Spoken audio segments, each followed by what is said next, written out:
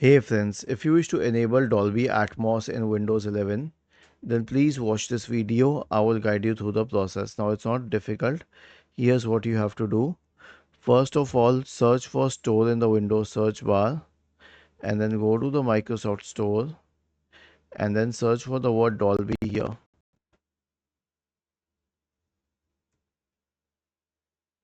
Dolby. Wait.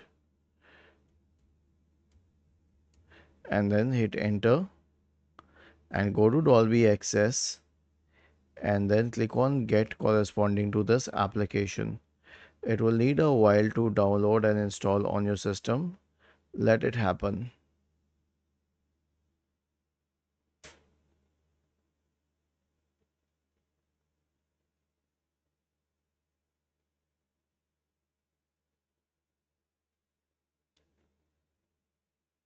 Once it is downloaded and installed, you can use it.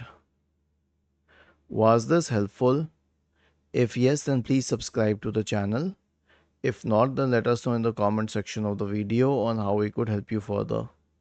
Thank you for watching this video and have a nice day.